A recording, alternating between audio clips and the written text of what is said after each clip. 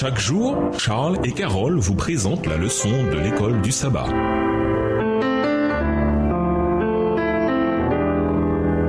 Bienvenue à votre émission Dieu nous parle. Voilà, leçon de mercredi, un témoin convaincant. Dans le livre des Actes, la louange avait eu un effet étonnant sur ceux qui l'entendaient. Lisons Actes 16, les versets 16 à 34.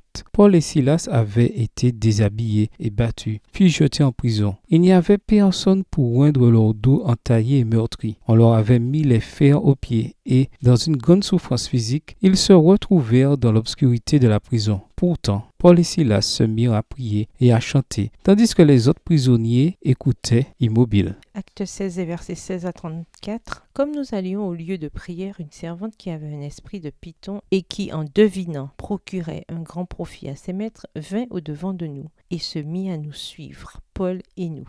Elle criait « Ces hommes sont les serviteurs du Dieu Très-Haut et ils vous annoncent la voie du salut. » Elle fit cela pendant plusieurs jours. Paul, fatigué, se retourna et dit à l'esprit « Je t'ordonne au nom de Jésus-Christ de sortir d'elle. » Et il sortit à l'heure même. Les maîtres de la servante, voyant disparaître l'espoir de leur gain, se saisirent de Paul et de Silas. Ils les traînèrent sur la place publique devant les magistrats. Ils les présentèrent aux prêteurs en disant « Ces hommes troublent notre ville. » Verset 21. Ce sont des Juifs qui annoncent des coutumes qu'il ne nous est permis ni de recevoir ni de suivre, à nous qui sommes Romains. La foule se souleva aussi contre eux, et les prêteurs, ayant fait arracher leurs vêtements, ordonnèrent qu'on les bâtît de vierges. Après qu'on les eut chargés de coups, ils les jetèrent en prison, en recommandant au geôlier de les garder sûrement. Le geôlier, ayant reçu cet ordre, les jeta dans la prison intérieure et leur mit les ceps aux pieds. Vers le milieu de la nuit, Paul et Silas priaient et chantaient les louanges de Dieu, et les prisonniers les entendaient. Verset 26. Tout à coup, il se fit un grand tremblement de terre, en sorte que les fondements de la prison furent ébranlés. Au même instant, toutes les portes s'ouvrirent et les liens de tous les prisonniers furent rompus. Le geôlier se réveilla et lorsqu'il vit les portes de la prison ouvertes, il tira son épée et allait se tuer, pensant que les prisonniers s'étaient enfuis. Mais Paul cria d'une voix forte « Ne te fais point de mal, nous sommes tous ici. » Alors le geôlier, ayant demandé de la lumière, entra précipitamment et se jeta tout tremblant aux pieds de Paul et de Silas. Il les fit sortir et dit « Seigneur, que faut-il que je fasse pour être sauvé ?» Verset 31. Paul et Silas répondirent « Crois au Seigneur Jésus et tu seras sauvé, toi et ta famille. » Et ils lui annoncèrent la parole du Seigneur, ainsi qu'à tous ceux qui étaient dans sa maison. Il les prit avec lui à cette heure même de la nuit. Il lava leurs plaies, et aussitôt il fut baptisé, lui et tous les siens. Les ayant conduits dans son logement, il leur servit à manger, et il se réjouit avec toute sa famille de ceux qu'il avait cru en Dieu. Après le tremblement de terre, le geôlier découvrit que ni Paul, ni Silas, ni aucun autre prisonnier ne s'était échappé. Alors il tomba tout tremblant devant Paul et Silas. Il les mena dehors et dit « Seigneur, que faut-il que je fasse pour être sauvé ?» Acte 16,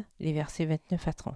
Pourquoi cet événement a-t-il poussé le geôlier à se focaliser sur son propre besoin de salut? Selon vous, quel rôle les prières et les chants de Paul et Silas ont-ils joué pour que les prisonniers ne s'échappent pas, ainsi que dans la conversion de cet homme et de toute sa famille? Il est étonnant de penser que notre louange peut transformer les destinées éternelles de ceux qui nous entourent. Si Paul et Silas étaient restés assis dans le noir à se plaindre et à marmonner, comme le font souvent les prisonniers, pensez-vous que des personnes auraient été sauvées cette nuit-là? Nous ne savons pas ce qui est arrivé au geôlier et à sa famille par la suite, mais nous pouvons les imaginer lire les paroles que Paul écrivit plus tard depuis une autre prison à Rome. En effet, pour ce qui est du Christ, la grâce vous a été accordée, non seulement de mettre votre foi en lui, mais encore de souffrir pour lui, en soutenant ce même combat que vous avez vu chez moi et dont maintenant vous entendez encore parler en ce qui me concerne. Philippiens 1, les versets 29 et 30.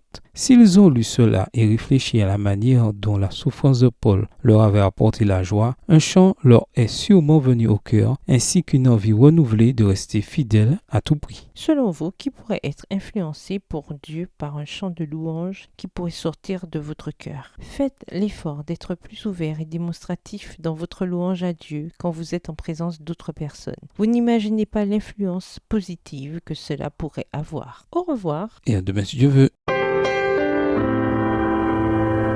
Dieu nous parle. Chaque jour, Charles et Carole vous présentent la leçon de l'école du sabbat.